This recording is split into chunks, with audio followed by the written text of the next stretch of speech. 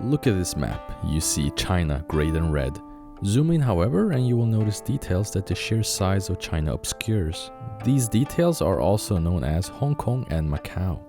We all know them by now, but have we truly answered the question that should be asked? Why do they exist? How was this allowed to happen, and why hasn't anything been done about it, considering their giant neighbor to the everywhere? Answering the first part of why Hong Kong specifically exists has the same answer as that of many questions related to history: the British. The British had sporadically started trading with China at certain ports around the mid-1800s. To be specific, it was the British East India Company that did the trading. India was their main thing, of course, it's kind of in the name, but whatever profit they could get from it went back into the immensely complex administration that was necessary to run India. And so a very good deal of their profits didn't come from India but their trade with China, and there was one thing they loved trading above all else: opium. Trading with China, ruled by the Qing dynasty, was honestly a headache for those not familiar with how things were run around this neighborhood. The Chinese didn't conduct diplomacy in a modern sense, and a lot of diplomacy had happened in the context of the tributary system, which solidified the Qing supremacy over its neighbors. Diplomacy as equals wasn't the Chinese style, which bothered the British a lot since they not only couldn't keep in touch with the government in Beijing, they couldn't even stay in touch with the Viceroy of Canton, where a lot of trading was happening. They had to bring forth issues through petitions, and this system was in essence a permanent do not disturb sign. The British didn't like this, and this resentment would come to have an impact on the, spoilers, wars ahead. I'm gonna make it clear and say that opium was illegal in China at the time, but bribing local dudes wasn't difficult to do, and so opium flowed. The emperor and his court were split in two as to what course of action would be the best to take when it came to the opium. The emperor was initially on board with legalization, and so they could rein it in a bit, but a clique of officials called the Spring Purificationists wanted many things. And one of those things was a very, very harsh stance on opium. Emperor Dao Guang was convinced, and Lin Zexu, a Spring Purificationist, volunteered to make the first move, which didn't go well at all. The master plan was to literally confine British merchants to their warehouses where the opium was stored and demand that they give it up. The chief commissioner of British trade in China at the time, Charles Elliot, received Lin's demands, knowing that escalating this any further would be moronic without the backing of the British government in an age before instant communication, caved in order to safely get the Brits out of Canton. Lin dumped all the opium in the harbor, and Elliot got busy right after that, and the British cabinet agreed that a punitive expedition was to be made, because one thing was clear at this point. The British trade couldn't be vulnerable to the whims of the Qing and had to be done from a safe place of operation. This was the First Opium War. I won't go into what exactly happened during the war. What happened. What is important though is that the British got Hong Kong as an outright concession, but only this part though. We are just starting over here. Opium has in popular culture been blamed as almost the sole reason as to why Hong Kong began its humble existence as a British colony, but this is a gross oversimplification. The British wanted two things above all else: what was in their eyes a function in diplomacy, and also access to Chinese markets through free trade. The Treaty of Nanjing, besides the acquisition of Hong Kong, also opened up 4 other ports, and in the agreement stated that British trade and consular representatives be present in these 5 ports. The British thought everything was swell and that trade would flourish.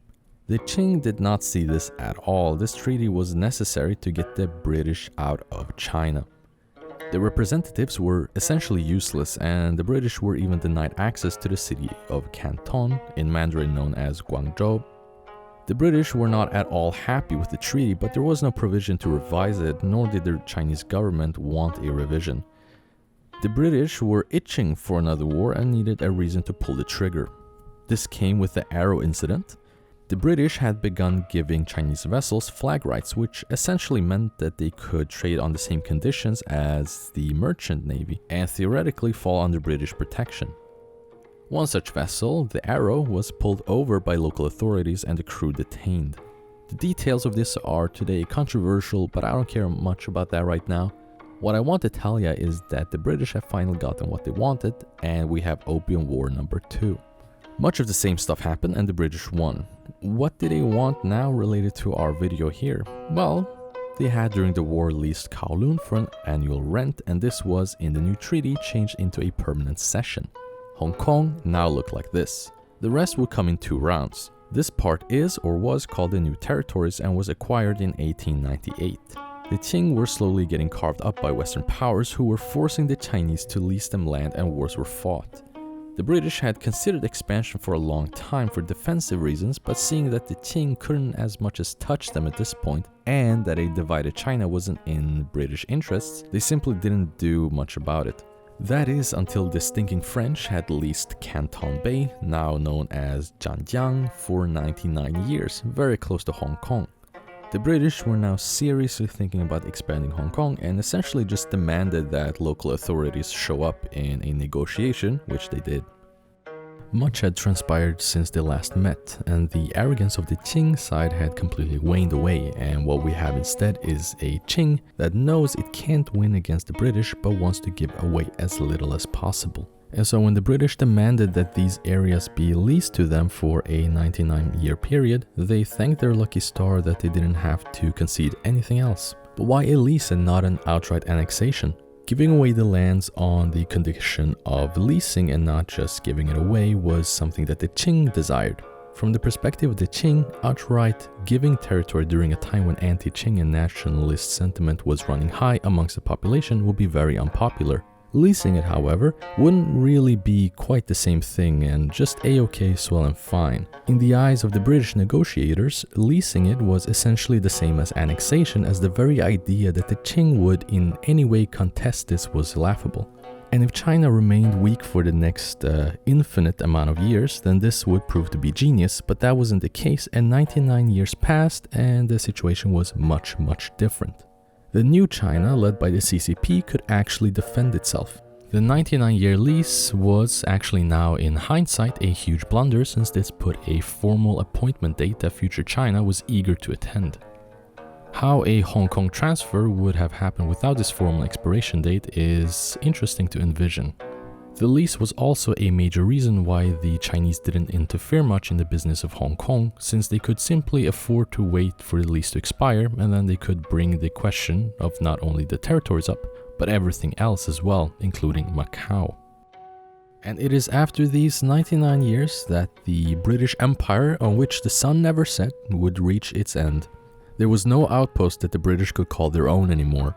An ally of theirs, whose empire also stretched across the world, would also very soon lose one of its last non-European outposts, and like the English, resign to a modern era of non-imperialism.